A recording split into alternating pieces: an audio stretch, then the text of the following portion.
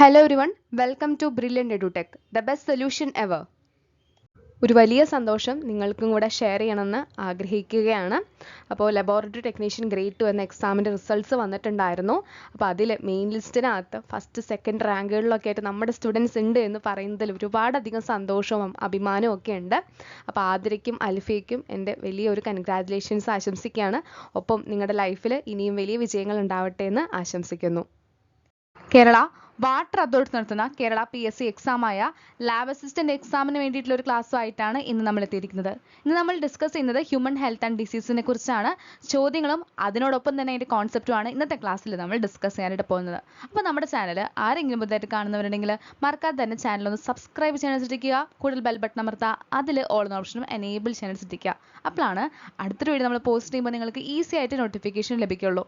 ഇനി നമ്മുടെ Telegram channel join ചെയ്യാത്ത ആരെങ്കിലും ഉണ്ടെങ്കിൽ ഡിസ്ക്രിപ്ഷൻ ബോക്സിലുള്ള ലിങ്ക് യൂസ് ചെയ്തിട്ട് നമ്മുടെ ടെലിഗ്രാം ചാനൽ ജോയിൻ ചെയ്യുക. റീസെൻ്റ് ആയിട്ടുള്ള science based PSC exam updates ഒക്കെ നിങ്ങൾക്ക് കൃത്യമായിട്ട് അവിടെ ലഭിക്കുന്നതായിരിക്കും. അപ്പോൾ മറക്കാതെ തന്നെ ജോയിൻ ചെയ്യാനായിട്ട് ശ്രദ്ധിക്കുക.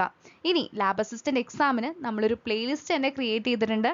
ആ ഒരു പ്ലേലിസ്റ്റ് വിസിറ്റ് ചെയ്യാൻ താല്പര്യമുള്ളവർ മറക്കാതെ പ്ലേലിസ്റ്റ് വിസിറ്റ് ചെയ്യാനും ക്ലാസ്സുകൾ നിങ്ങളുടെ പ്രിപ്പറേഷന് ഉപകാരപ്രദമാക്കാനായിട്ടും ശ്രദ്ധിക്കുക. Dash is obtained by acetylation of morphine which is extracted from the latex of Papaver somniferum. So, Papaver somniferum എന്ന പ്ലാന്റിന്റെ ലാറ്റക്സിൽ നിന്നും എക്സ്ട്രാക്ട് ചെയ്തെടുക്കുന്ന മോർഫിന്റെ അസറ്റൈലേഷൻ വഴി കിട്ടുന്ന സബ്സ്റ്റൻസ് ഏത് എന്നുള്ളതാണ് ചോദ്യം. Option A cannabinoids, option B barbiturates, option C amphetamines, option D heroin. So option D heroin ആണ് ശരിയായ ഉത്തരം എന്ന് പറയുന്നത്. Which among the following causes typhoid fever in human beings? അപ്പോൾ ചുവടെ കൊടുത്തിരിക്കുന്നതിൽ ഏതാണ് ടൈഫോയിഡ് ഫീവർ ഉണ്ടാക്കാനായിട്ട് റെസ്പോൺസിബിൾ ആയിരിക്കുന്നത് എന്നുള്ളതാണ് ചോദിക്കുന്നത്.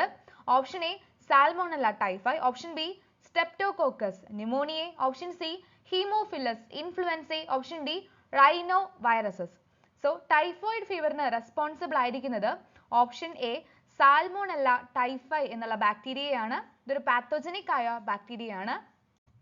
സാൽമോണല്ല ടൈഫൈ എന്ന് പറയുന്നത് ഒരു പാത്തോജനിക് ആയ ബാക്ടീരിയമാണ്.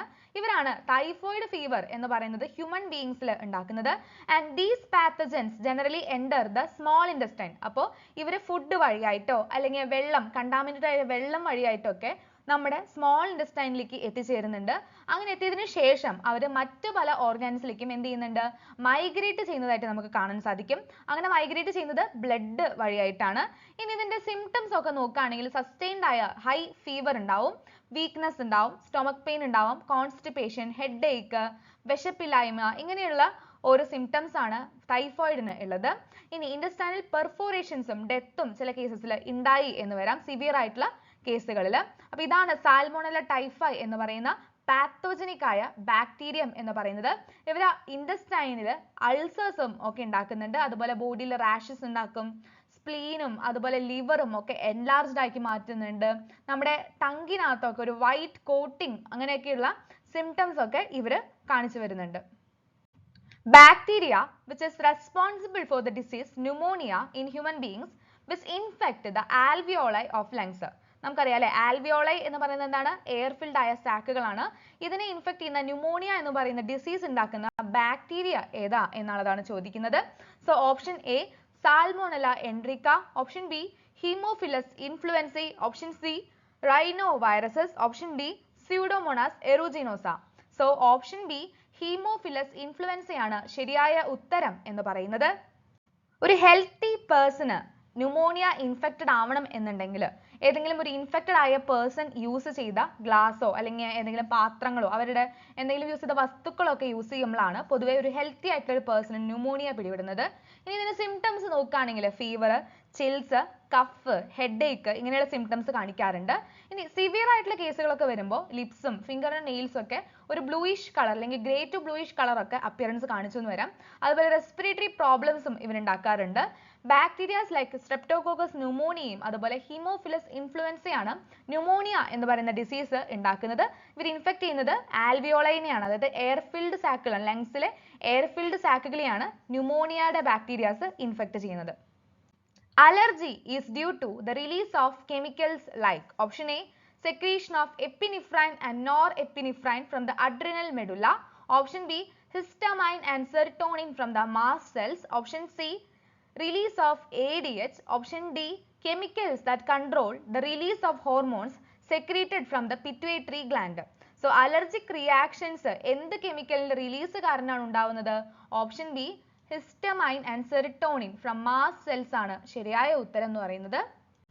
Plasmodium is a option A, virus. Option B, bacteria. Option C, protozoa. Option D, algae. So plasmodium എന്ന് പറയുന്നത് എന്താണ്? പ്ലാസ്മോഡിയം എന്ന് പറയുന്നത് ഒരു പ്രോട്ടോസോവയാണ്. സോ ഓപ്ഷൻ സി ആണ് ശരിയായ ഉത്തരം എന്ന് പറയുന്നത്. പ്രോട്ടോസോവ എന്ന് പറയുന്നത് വൺ സെൽഡ് ആയ അനിമൽസ് ആണ്.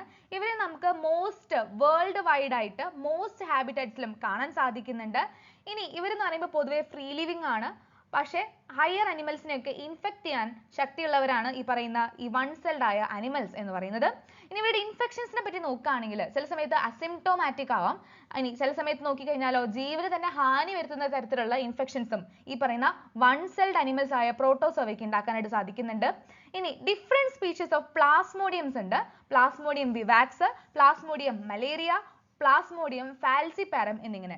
ഇതിനകത്ത് മാലിഗ്നന്റ് ആയ മലേറിയ ഉണ്ടാക്കുന്നത് പ്ലാസ്മോഡിയം ഫാൽസിപാരമാണ്. സോ അത് ഭയങ്കര ഫേറ്റൽ ആയിട്ടുള്ള അല്ലെങ്കിൽ ഒരു ഡെത്തിന് കാരണമാകുന്ന തരത്തിലുള്ള മലേറിയയാണ് ഈ പ്ലാസ്മോഡിയം ഫാൽസിപാരം നമുക്ക് ഉണ്ടാക്കുന്നത്. അപ്പൊ അതൊക്കെ ഒന്ന് നോട്ട് ചെയ്ത് വെക്കുക. Malarial parasite requires dash as a vector. Option A, virus. Option B, bacteria. Option C, rhinoviruses. Option D, Anopheles mosquito. Malarial parasite ന് ആരെയാണ് വെക്ടർ ആയിട്ട് വേണ്ടത്? ഓപ്ഷൻ ഡി, Anopheles mosquito ആണ്. ഇതെല്ലാവർക്കും അറിയാൻ പറ്റുമെന്ന് വിചാരിക്കുന്നു. അപ്പോ ഫീമെയിൽ അനോഫിലസ് മോസ്കിറ്റോസ് ഒരു ഇൻഫെക്റ്റഡ് ആയ പേഴ്സണെ വന്ന് ബൈറ്റ് ചെയ്യുമ്പോൾ ഈ പാരസൈറ്റുകൾ മോസ്കിറ്റോന്റെ ബോഡിയിലോട്ട് എൻ്റർ ആവുന്നുണ്ട്. പിന്നീട് അവിടെ വെച്ചിട്ടാണ് അതിന്റെ ഫെർദർ ഡെവലപ്മെന്റുകളൊക്കെ നടക്കുന്നത്. ഈ പറയുന്ന പാരസൈറ്റുകൾ സ്പോറോസൈറ്റിക് ഫോം, അതായത് ഇൻഫെക്ഷസ് ആയ ഒരു ഫോമിലോട്ട് എത്തുന്നുണ്ട്. അങ്ങനെ ഇൻഫെക്ഷസ് ആയ ഫോമിലോട്ട് എത്തുമ്പോൾ ഇവരെ മോസ്കിറ്റോന്റെ സലൈവറി ഗ്ലാൻസിൽ സ്റ്റോർ ചെയ്യപ്പെടുന്നുണ്ട്. ഇനി ഈ മോസ്കിറ്റോസ് എന്ത് ചെയ്യും? പോയിട്ട് ഒരു ഹെൽത്തി ആയിട്ടുള്ള അല്ലെങ്കിൽ ഒരു ഇൻഫെക്ഷനും ഇല്ലാത്ത ഒരു ഹ്യൂമനെ വന്ന് ബൈറ്റ് ചെയ്യുന്നുണ്ട്. അങ്ങനെ വന്ന് ബൈറ്റ് ചെയ്യുമ്പോഴാണ് ഈ പറയുന്ന സ്പോറോസൈറ്റ്, അതായത് ഇൻഫെക്ഷസ് ആയ പ്ലാസ്മോഡിയത്തിനെ അയാളുടെ ബോഡിയിലോട്ട് ഇൻട്രൊഡ്യൂസ്ഡ് ആവുന്നത്. അതിനുശേഷം എന്ത് സംഭവിക്കുന്നുണ്ട്? ഈ പാരസൈറ്റുകൾ മൾട്ടിപ്ലൈ ചെയ്യുന്നുണ്ട്. ഇവർ ആദ്യം മൾട്ടിപ്ലൈ ചെയ്യുന്നത് എവിടെയാണ്? ലിവർ സെല്ലുകളിലാണ്. അതിനുശേഷം എന്ത് ചെയ്യുന്നുണ്ട്? RBCനെ പോയിട്ട് അറ്റാക്ക് ചെയ്യുന്നുണ്ട്. അതായത് റെഡ് ബ്ലഡ് സെൽസിനെ പോയിട്ട് അറ്റാക്ക് ചെയ്യുന്നുണ്ട്. അതുവഴിയായിട്ട് റെഡ് ബ്ലഡ് സെൽസ് എന്താവും? റപ്ചർ ആവുന്നുണ്ട്, അത് പൊട്ടുന്നുണ്ട്. അങ്ങനെ പൊട്ടുമ്പോൾ ഒരു ടോക്സിക് സബ്സ്റ്റൻസ് റിലീസ് ചെയ്യുന്നുണ്ട്. അതിന്റെ പേരാണ് എന്ത്? ഹീമോസിൻ എന്ന് പറയുന്നത്. എന്താണ്? ഹീമോസിൻ എന്ന് പറയുന്നത്. ഇവരാണ് പിന്നീട് സിംറ്റംസ് ആയ ചില്ല്, ഹൈ ഫീവർ ഒക്കെ ഉണ്ടാക്കുന്നത്. ഇനി ഈ സിംറ്റംസ് കാണിക്കുന്നത് 3 to 4 ഡേയ്സിലായിരിക്കും. അപ്പൊ മലേറിയൽ പാരസൈറ്റിന് 2 ഹോസ്റ്റുകളാണ് വേണ്ടത്. ഒന്നാമത് ഹ്യൂമണും പിന്നീട് വരുന്നത് മോസ്കിറ്റോവുമാണ്. ഇപ്പൊ ഇവര് രണ്ടും കൂടെ ചേർന്നിട്ടാണ് എന്ത് ചെയ്യുന്നത്? ഈ പറയുന്ന പ്ലാസ്മോഡിയത്തിന്റെ ലൈഫ് സൈക്കിൾ കംപ്ലീറ്റ് ചെയ്യുന്നത്. അപ്പൊ ഫീമെയിൽ അനോഫിലസ് മോസ്കിറ്റോ ആണ് വെക്ടർ, അതായത് ട്രാൻസ്മിറ്റിംഗ് ഏജന്റ് എന്ന് പറയുന്നത്. Endemiba histolytica is a protozoan parasite which causes amoebiasis അല്ലെങ്കിൽ amoebic dysentery which is seen in. നമുക്ക് Endemiba histolytica എന്ന് പറയുന്ന ഈ പാരസൈറ്റിനെ എവിടെയാണ് കാണാൻ സാധിക്കുന്നത്? Option A, small intestine. Option B, large intestine. Option C, spleen. Option D, RBC. So Endemiba histolytica നമുക്ക് കാണാൻ സാധിക്കുന്നത് ഓപ്ഷൻ ബി, ലാർജ് ഇൻറ്റസ്റ്റൈനിലാണ്. Elephantiasis is caused by option A, Vauchereria. Option B, Ascaris. Option C, Trichophyton. Option D, Epidermophyton. So elephantiasis cause ചെയ്യുന്നത് option A, Vauchereria ആണ്. എസ്കാരിസ് എന്ന് പറയുന്നത് round വർം ആണ്. ഇതൊരു ഇൻഡസ്റ്റൈനൽ ആയിട്ടുള്ള പാരസൈറ്റ് ആണ്. ഇവരുണ്ടാക്കുന്ന ഡിസീസ് എന്ന് പറയുന്നത് എസ്കേരിയാസിസ് ആണ്. ഇതിന്റെ സിംറ്റംസ് നോക്കുകയാണെങ്കിൽ ഇന്റേണൽ ആയിട്ടുള്ള bleeding, muscular pain, fever, anaemia, അതുപോലെ ഇൻഡസ്റ്റൈനൽ പാസേജിൽ ഉണ്ടാകുന്ന ബ്ലോക്കേജ് ഒക്കെയാണ് ഇതിന്റെ സിംറ്റംസ് എന്ന് പറയുന്നത്. ഈ പാരസൈറ്റുകളുടെ എഗ്ഗുകൾ എന്ന് പറയുന്നത് ഒരു ഇൻഫെക്റ്റഡ് ആയ പേഴ്സന്റെ മലത്തിൽ കൂടിയാണ് എക്സ്ക്രീറ്റ് ചെയ്യപ്പെടുന്നത്. അതുവഴിയായിട്ട് അവിടുത്തെ സോയില്, വെള്ളം, പ്ലാന്റ്സ് ഇതൊക്കെ എന്താവുന്നുണ്ട്? കണ്ടാമിനേറ്റഡ് ആയിട്ട് മാറുന്നുണ്ട്. ഇതുവഴിയായിട്ട് ഹെൽത്തി ആയിട്ടുള്ള ഒരു പേഴ്സൺ വെനെവർ അയാൾ ഒരു കോണ്ടാക്റ്റിലോട്ട് വരുമ്പോൾ ഈ കണ്ടാമിനേറ്റഡ് ആയ സോയിലും വെള്ളവും ആയിട്ടൊക്കെ കോണ്ടാക്ട് ആയിട്ട് വരുമ്പോൾ അയാളും എന്താവുന്നുണ്ട്? ഇൻഫെക്റ്റഡ് ആവുന്നുണ്ട്. ഇനി വൗച്ചറേറിയയുടെ കാര്യം നോക്കുകയാണെങ്കിൽ 2 സ്പീഷീസ് ആണ് വൗച്ചറേറിയയ്ക്ക് ഉള്ളത്. W. Bancrofti, W. മലായി. ഇത് രണ്ടും എന്താണ്? ഫിലാരിയൽ ആയിട്ടുള്ള worms ആണ്. ഇവരുണ്ടാക്കുന്നത് ഒരു ക്രോണിക് ഇൻഫ്ലമേഷൻ ആണ്. യൂഷ്വലി ഇവർ ഇഫക്റ്റ് ചെയ്യുന്നത് എന്തിനെയാണ്? ലിംഫാറ്റിക് വെസലുകളെയാണ്, ലോവർ ലിംബിലുള്ള ലിംഫാറ്റിക് വെസലുകളെയാണ്. അപ്പോൾ അതുവഴിയായിട്ട് അവരുണ്ടാക്കുന്ന ഡിസീസ് ആണ് എലിഫന്റിയാസിസ് അല്ലെങ്കിൽ ഫിലാരിയാസിസ് എന്നൊക്കെ പറയുന്നത്. ഇത് കൂടാതെ അവർ ജെനിറ്റൽ ഓർഗൻസിനൊക്കെ എന്ത് ചെയ്യാം? എഫക്റ്റ് ചെയ്തു എന്ന് വരാം. അപ്പോൾ ഇവരുടെ ഈ പാത്തജൻസിനെയൊക്കെ ട്രാൻസ്മിറ്റ് ചെയ്യുന്നത് ഫീമെയിൽ മോസ്കിറ്റോ ആണ് വെക്ടർ ആയിട്ട് ഇവിടെ ആക്ട് ചെയ്യുന്നത്. അതിന്റെ ബൈറ്റ് വഴിയായിട്ടാണ് ഈ പാത്തജൻസിനെ ട്രാൻസ്മിറ്റ് ചെയ്യപ്പെടുന്നത്. ഇവിടെ നിങ്ങൾക്ക് കാണാൻ പറ്റുമെന്ന് വിചാരിക്കുന്നു. ഇതാണ് എലിഫന്റിയാസിസ് എന്ന് പറയുന്നത്. ചില ഫംഗസുകളായ മൈക്രോസ്പോറം, ട്രൈക്കോഫൈറ്റൻ, എപ്പിഡെർമോഫൈറ്റൻ ഇങ്ങനെയുള്ള ജീനസിൽ വരുന്ന ചില ഫംഗസുകളാണ് റിംഗ് വോം എന്ന് പറയുന്ന ഡിസീസിന് കാരണമാകുന്നത്. ഇതൊരു കോമൺ ഇൻഫെക്ഷ്യസ് ആയ ഡിസീസ് ആണ്. സിംറ്റംസ് നോക്കുകയാണെങ്കിൽ ഡ്രൈ, സ്കെയിലി ലെസിൻസ് ബോഡിയുടെ പല പാർട്ടിലും കാണാൻ സാധിക്കും. നമ്മുടെ സ്കിന്നിൽ, നെയിൽസിൽ, സ്കാൽപ്പിലൊക്കെ ഇത് കാണാൻ സാധിക്കുന്നുണ്ട്. ഇതാണ് ഇതിന്റെ മേജർ സിംറ്റം എന്ന് പറയുന്നത്. ഇത് കൂടാതെ ഇവർ ചൊറിച്ചിൽ ഉളവാക്കുന്ന തരത്തിലായിരിക്കും ഈ ലെസിൻസ് എന്ന് പറയുന്നത്. ഹീറ്റും മോയിസ്ചറും ഈ പറയുന്ന ഫംഗസിന്റെ വളർച്ചയ്ക്ക് ഒരുപാടധികം ഹെൽപ്പ് ചെയ്യുന്നുണ്ട്. അതുവഴിയായിട്ടാണ് ഈ സ്കിന്നിലൊക്കെ ഇത് വളർന്നു വരുന്നത്. ഇനി റിംഗ് വോംസ് എന്ന് പറയുന്നത് പൊതുവെ എഫക്റ്റഡ് ആവുന്നത് ഒരു ഇൻഫെക്റ്റഡ് ആയ ഒരു ഇൻഡിവിജ്വലിന്റെ ക്ലോത്തോ ടവൽസോ അല്ലെങ്കിൽ സോയിലിൽ നിന്നൊക്കെയാണ് ഈ റിംഗ് വോംസ് എന്ന് പറയുന്ന ഡിസീസ് ഉണ്ടാവുന്നത്. The exaggerated response of immune system to certain antigens present in environment is called as allergy. The antibodies produced here are. So അലർജിയുടെ സമയത്ത് പ്രൊഡ്യൂസ് ചെയ്യപ്പെടുന്ന ആന്റിബോഡി ഏതാണ് എന്നുള്ളതാണ് ചോദ്യം. So option A IgA, option B IgE, option C IgM, option D IgG. So option B IgE ആണ് allergic റിയാക്ഷന്റെ സമയത്ത് release ചെയ്യപ്പെടുന്ന antibody എന്ന് പറയുന്നത്. Virus infected cells secrete proteins which protect non-infected cells from further viral infection. Virus infect ചെയ്ത cells ചില proteins secrete ചെയ്യുന്നുണ്ട്. അതുവഴിയായിട്ട് infection ഇല്ലാത്ത സെല്ലുകൾ പ്രൊട്ടക്റ്റഡ് ആവുന്നുണ്ട് വൈറൽ ഇൻഫെക്ഷനിൽ നിന്ന്. അപ്പോൾ ആ പ്രോട്ടീൻ എന്ന് പറയുന്നത് ഏത് എന്നുള്ളതാണ് ചോദ്യം. Option A interferons, option B nephrons, option C neutrophil, option D neurons. So option A interferons ആണ് ശരിയായ ഉത്തരം എന്ന് പറയുന്നത്. Antibody is represented as option A H2L3, option B H2L4, option C H2L2, option D H4L4. So ആന്റിബോഡിനെ എങ്ങനെയാണ് represent ചെയ്യുന്നത് എന്നുള്ളതാണ് ചോദിക്കുന്നത്. So option C H2L2 ആണ് ശരിയായ ഉത്തരം എന്ന് പറയുന്നത്. അപ്പോൾ ആന്റിബോഡിനെ പറ്റിയാണ് നമ്മൾ പറഞ്ഞു വന്നത്. അപ്പോൾ ആന്റിബോഡിനെ പറ്റി പറയുന്നതിന് മുന്നേ ഇമ്മ്യൂണിറ്റി എന്താണെന്ന് അറിയുന്നത് നല്ലതായിരിക്കും. സോ രണ്ട് ടൈപ്പിലാണ് ഇമ്മ്യൂണിറ്റി ഉള്ളത്. ഇന്നേറ്റ് ഇമ്മ്യൂണിറ്റി ഉണ്ട്, അക്യൂർഡ് ആയിട്ടുള്ള ഇമ്മ്യൂണിറ്റി ഉണ്ട്. ഇന്നേറ്റ് ഇമ്മ്യൂണിറ്റി എന്ന് പറയുന്നത് ഒരു non specific type of defence mechanism ആണ്. അത് നമ്മുടെ ബർത്തിന്റെ സമയത്ത് തന്നെ നമുക്കുള്ള ഇമ്മ്യൂണിറ്റിനെയാണ് ഇന്നേറ്റ് ഇമ്മ്യൂണിറ്റി എന്ന് പറയുന്നത്. അതിൽ 4 ടൈപ്പ് ബാരിയേഴ്സ് ആണ് പൊതുവെ കാണാൻ സാധിക്കുന്നത്. ഫിസിക്കൽ ബാരിയേഴ്സ് ഉണ്ട്, അതായത് നമ്മുടെ സ്കിന്ന് ഒരു ഫിസിക്കൽ ബാരിയർ ആണ്.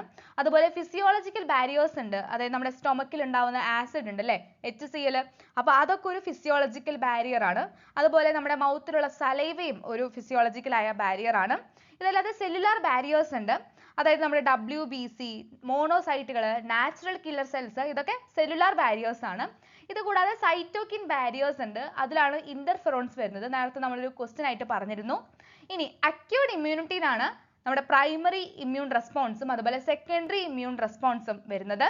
പ്രൈമറി ഇമ്മ്യൂൺ റെസ്പോൺസ് എന്ന് പറയുമ്പോൾ വൺസ് ഒരു പാത്തജൻ വന്ന് നമ്മുടെ ബോഡീനെ അറ്റാക്ക് ചെയ്യുമ്പോൾ അതിന്റെ ഒരു ഓർമ്മ പോലെ, അതായത് അതിന്റെ ഒരു മെമ്മറി കാരണം ഉണ്ടാവുന്ന ഒരു ആദ്യത്തെ റെസ്പോൺസിനെയാണ് പ്രൈമറി റെസ്പോൺസ് എന്ന് പറയുന്നത്. അതിനുശേഷം പിന്നെയും എഗെയിൻ ആ ബാക്ടീരിയ അല്ലെങ്കിൽ ആ പാത്തജൻ വന്ന് അറ്റാക്ക് ചെയ്യുമ്പോൾ അപ്പോൾ ജനറേറ്റ് ചെയ്യുന്ന ഇമ്മ്യൂൺ റെസ്പോൺസിനെയാണ് സെക്കൻഡറി ഇമ്മ്യൂൺ റെസ്പോൺസ് എന്ന് പറയുന്നത്.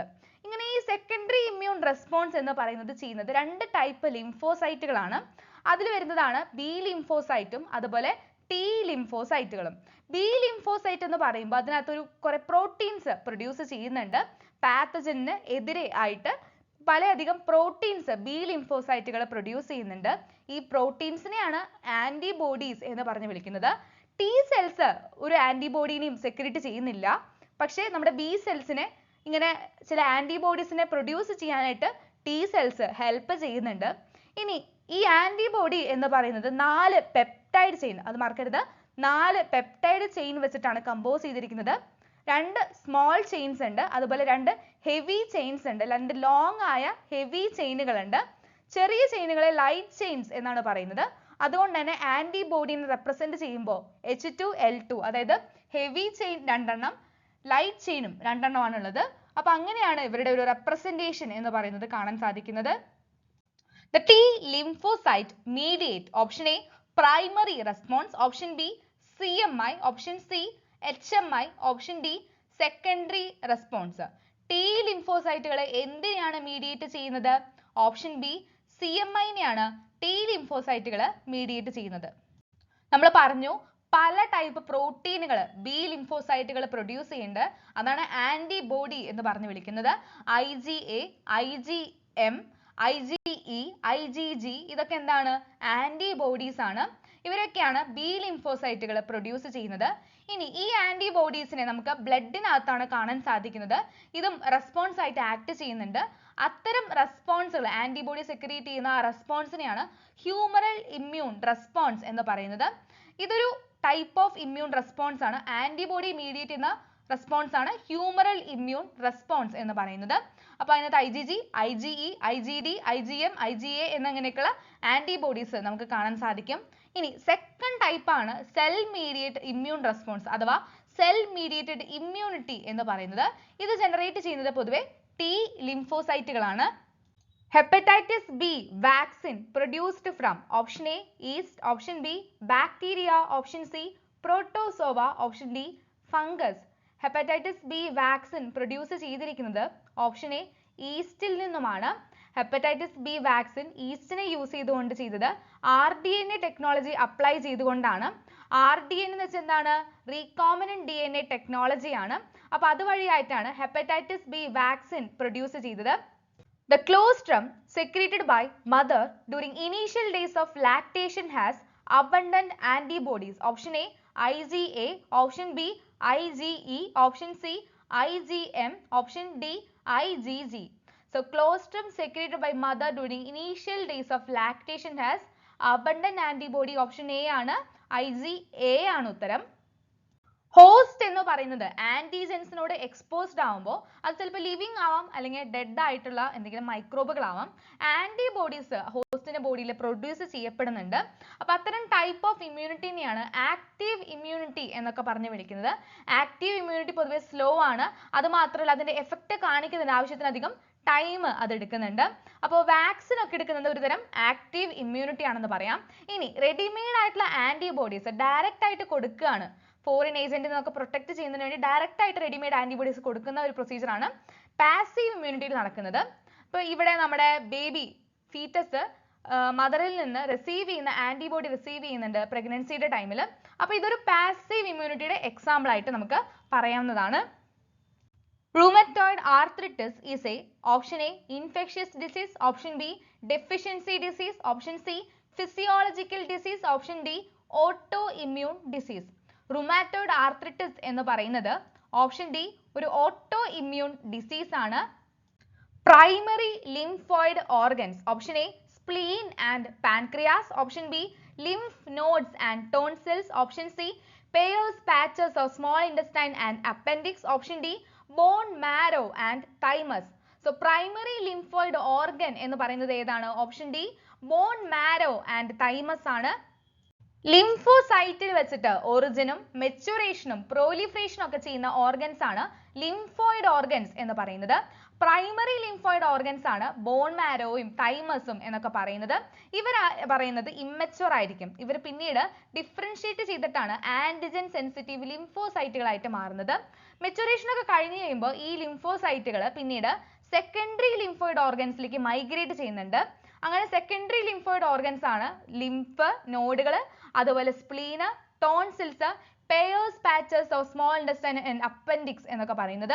ഇനി സെക്കൻഡറി ലിംഫോയിഡ് ഓർഗൻസ് എന്ന് പറയുന്നത് സൈറ്റ് ഓഫ് ഇൻട്രാക്ഷൻ ആയിട്ട് മാറുന്നുണ്ട്. ലിംഫോസൈറ്റുകളും ആന്റിജനും തമ്മിലുള്ള സൈറ്റ് ഓഫ് ഇൻട്രാക്ഷൻ ഉള്ള ഒരു ഏരിയ ആയിട്ട് മാറുന്നുണ്ട്. ഇവരാണ് പിന്നീട് പ്രോലിഫറേറ്റ് ചെയ്ത് എഫക്ടർ സെൽസ് ആയിട്ട് മാറുന്നത്. Dash act as a filter of blood by trapping blood-borne microorganism. അപ്പോൾ ആരാണ് ബ്ലഡിനെ ഫിൽട്ടർ ചെയ്തുകൊണ്ട് ബ്ലഡ് ബോൺ ആയ മൈക്രോ ഓർഗാനിസത്തിനെയൊക്കെ ട്രാപ്പ് ചെയ്യുന്നത് എന്നുള്ളതാണ് ചോദിക്കുന്നത്.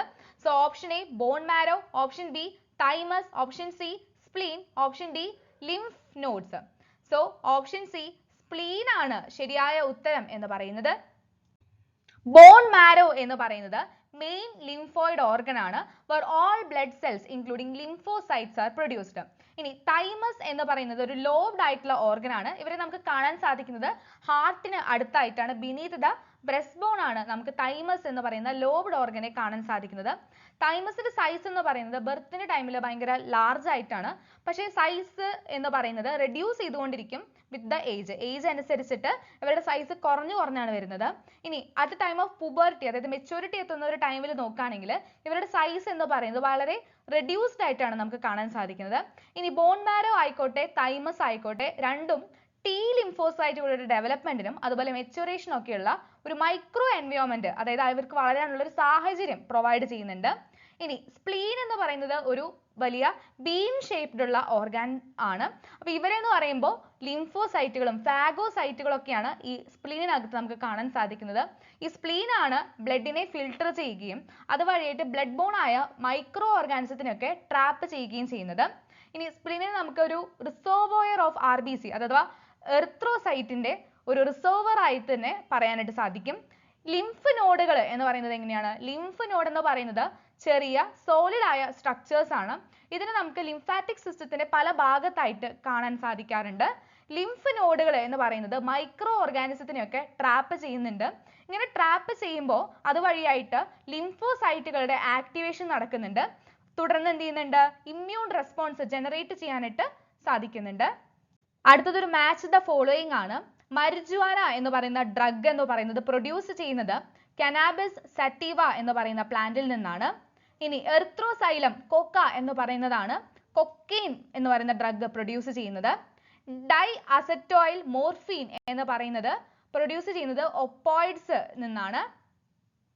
50% of lymphoid tissue in human body is constituted by option A malt, option B lymph nodes and tonsils, option C spleen, option D bone marrow.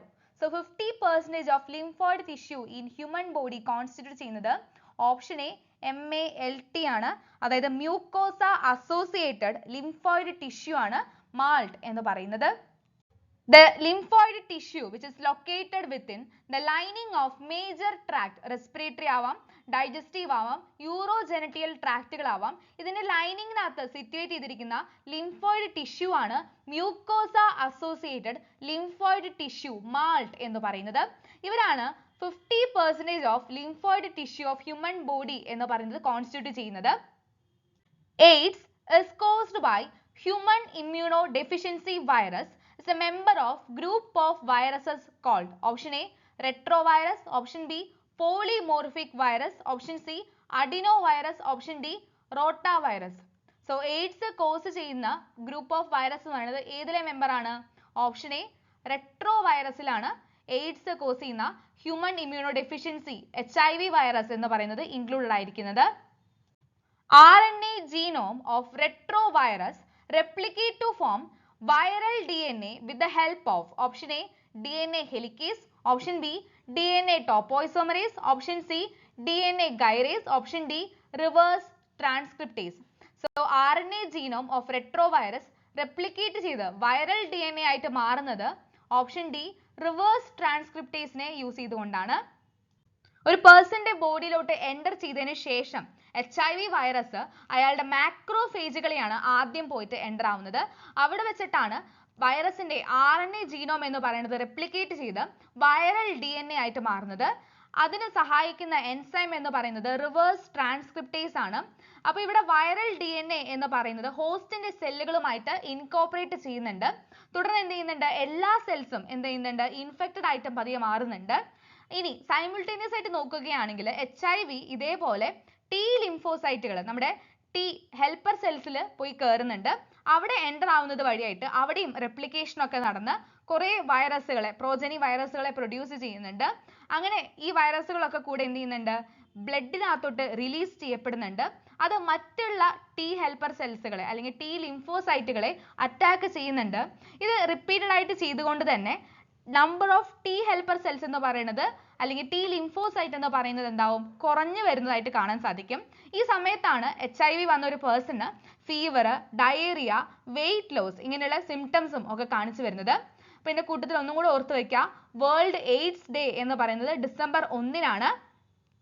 Diagnostic test for AIDS, എയ്ഡ്സിനെ diagnose ചെയ്യാനുള്ള test ഏത് എന്നുള്ളതാണ് ചോദ്യം. Option A ELISA, option B bilirubin blood test, option C CBC, option D serological testing.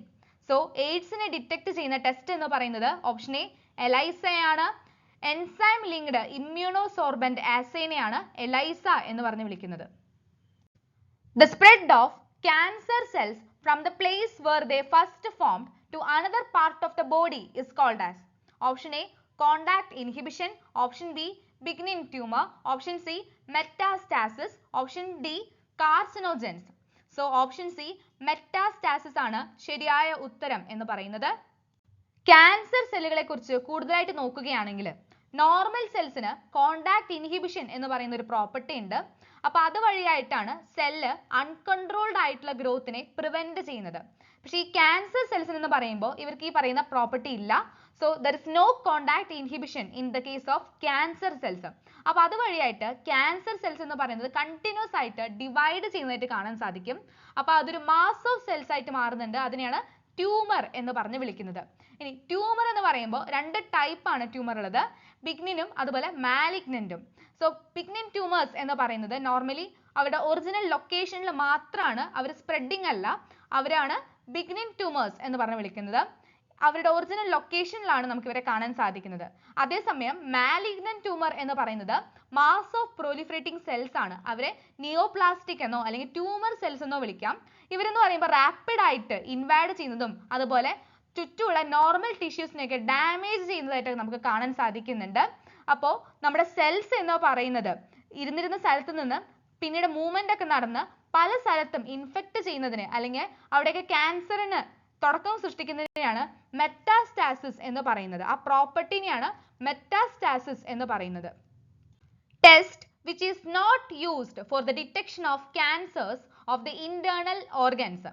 So option A radiography, option B CT, option C MRI, option D CBC. So test which is not used for detection of cancer of internal organs എന്ന് പറയുന്നത് CBC ആണ്. Nicotine stimulates dash. Option A adrenal gland to release adrenaline, option B pituitary which release antidiuretic hormone അല്ലെങ്കിൽ ADH, option C thyroid to release two hormones which is called as T3 and T4, and D gonadotropin releasing hormone. Nicotine ആരെയാണ് stimulate ചെയ്യുന്നത്? Option A adrenal gland to release adrenaline ആണ് ശരിയായ ഉത്തരം എന്ന് പറയുന്നത്. Once nicotine നമ്മുടെ blood സ്ട്രീമിലോട്ട് absorbed ആയി കഴിഞ്ഞാൽ അത് നേരെ അഡ്രിനൽ ഗ്ലാൻഡുകളിലോട്ട് പോവുകയും, അഡ്രിനൽ ഗ്ലാൻഡ് എന്ന് പറയുന്നത് കിഡ്നിന് മേലെ നമുക്ക് ട്രയാങ്കുലർ ഷേപ്പിൽ കാണാൻ പറ്റുന്ന ഗ്ലാൻഡുകളാണ്. മുന്നത്തെ ക്ലാസ്സിലൊക്കെ നമ്മളത് പറഞ്ഞിരുന്നു. അപ്പോൾ ഇവിടെ നിന്ന് അഡ്രിനൽ ഗ്ലാൻഡിൽ നിന്നും അഡ്രിനാലിനെ റിലീസ് ചെയ്യുന്നുണ്ട്. ഇതുവഴിയായിട്ട് ബ്ലഡ് പ്രഷറിനെ കൂട്ടുന്നുണ്ട്, ബ്രീത്തിങ്, ഹാർട്ട് റേറ്റ് ഇതിനെയൊക്കെ കൂട്ടാനായിട്ട് സാധിക്കുന്നുണ്ട് നിക്കോട്ടിന്.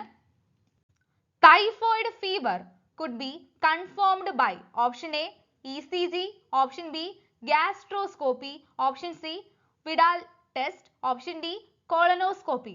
So typhoid fever നെ കൺഫേം ചെയ്യുന്നത് ഓപ്ഷൻ സി വിഡാൽ ടെസ്റ്റ് വഴിയായിട്ടാണ്. Mechanical barriers in amoebiasis option A bees, option B mosquitoes, option C butterflies, option D house fly. അമീബിയാസിസിൽ ഉണ്ടാവുന്ന മെക്കാനിക്കൽ കാരിയേഴ്സ് ആര് എന്നുള്ളതാണ് ചോദിക്കുന്നത്. അപ്പോൾ ഇത് ഭയങ്കര ഈസി ആയിട്ടൊരു ക്വസ്റ്റ്യൻ ആണ്. നിങ്ങൾ ഇതിന്റെ ഉത്തരം അറിയുന്നവർ എല്ലാവരും വീഡിയോന് താഴെ കമന്റ് ചെയ്യുക. ആദ്യം ശരി ഉത്തരം പറയുന്ന ആളുടെ കമന്റ് ഞാൻ വീഡിയോയ്ക്ക് താഴെ പിൻ ചെയ്യുന്നതായിരിക്കും. കേരള വാട്ടർ അതോറിറ്റി നടത്തുന്ന കേരള PSC എക്സാമായ ലാബ് അസിസ്റ്റന്റ് എക്സാമിനായിട്ട് നിങ്ങൾക്ക് സ്റ്റഡി ഗ്രൂപ്പുകൾ ആരംഭിച്ചിട്ടുണ്ട്. ഏറ്റവും പുതിയ ബാച്ച് നമ്മൾ ലോഞ്ച് ചെയ്യാൻ പോവുകയാണ്. 5ാമത്തെ ബാച്ചാണ്. 5ാമത്തെ ബാച്ച് നമ്മൾ ലോഞ്ച് ചെയ്യാൻ പോകുന്നത് 18-ാം തീയതിയാണ്. അപ്പോൾ ഈ ഒരു ഗ്രൂപ്പിൽ നിങ്ങൾ നോക്കുകയാണെങ്കിൽ എഫിഷ്യൻ്റ് ആയിട്ടുള്ള ട്യൂട്ടേഴ്സ് ഉണ്ടായിരിക്കും. 5000-ലധികം ചോദ്യങ്ങൾ നമ്മൾ ഡിസ്കസ് ചെയ്യുന്നുണ്ടായിരിക്കും ഇൻ ടോട്ടൽ. അതുപോലെ നിങ്ങളുടെ പ്രിപ്പറേഷൻ സെൽഫ് അനലൈസ് ചെയ്യാൻ സാധിക്കുന്നതായിരിക്കും. സ്റ്റഡി പ്ലാൻ റിമൈൻഡേഴ്സും ഡൗട്ട് ക്ലിയറൻസും റിവിഷൻ ഓറിയൻറ്റഡ് ആയിട്ടുള്ള സ്റ്റഡീസും സ്റ്റഡി ആൻഡ് മെൻറ്റർ സപ്പോർട്ടും നിങ്ങൾക്ക് ഉണ്ടായിരിക്കും. ഈ ഒരു സ്റ്റഡി സപ്പോർട്ട് നമ്മുടെ എക്സാം വരെയാണ്. നമുക്കറിയാം നമ്മുടെ എക്സാം വരുന്നത് ജൂൺ മാസത്തിലായിരിക്കും. അപ്പോൾ എല്ലാവരും നല്ല രീതിയിൽ പഠിച്ചൊരുങ്ങാനായിട്ടും നിങ്ങളുടെ പ്രിപ്പറേഷൻ സ്ട്രോങ് ആക്കാനായിട്ടും ശ്രദ്ധിക്കുക. കൂടുതൽ ഡീറ്റെയിൽസിനായിട്ട് തന്നിരിക്കുന്ന നമ്പറിലോട്ട് വാട്സപ്പ് ചെയ്യാനായിട്ടും കാര്യങ്ങൾ ചോദിച്ചറിയാനായിട്ടും ശ്രദ്ധിക്കുക. ഈ ഒരു ക്ലാസ് നിങ്ങൾക്ക് യൂസ്ഫുൾ ആയിട്ടുണ്ടെങ്കിൽ മറക്കാതെ തന്നെ വീഡിയോ ലൈക്ക് ചെയ്യാനായിട്ട് ശ്രദ്ധിക്കണേ. അതുപോലെ നിങ്ങളുടെ കൂട്ടുകാരിലേക്കും ഷെയർ ചെയ്ത് കൊടുക്കുക. നിങ്ങൾക്ക് എന്തെങ്കിലും സജഷൻസോ ഡൗട്ട്സോ ഉണ്ടെങ്കിൽ താഴെ കമൻറ്റ് ബോക്സിൽ കമൻറ്റ് ചെയ്യാനായിട്ട് മടി വിചാരിക്കേണ്ട. എന്തെങ്കിലും കൂടുതലായിട്ട് അറിയണമെന്നുണ്ടെങ്കിൽ നമ്മുടെ നമ്പറിലോട്ട് ഡയറക്റ്റ്ലി നിങ്ങൾക്ക് കോൺടാക്റ്റ് ചെയ്യാവുന്നതാണ്. അപ്പോൾ അടുത്തൊരു ക്ലാസ് ആയിട്ട് കാണാം. നിങ്ങൾക്ക് എല്ലാവർക്കും നല്ലൊരു പ്രിപ്പറേഷൻ ആശംസിക്കുന്നു. താങ്ക്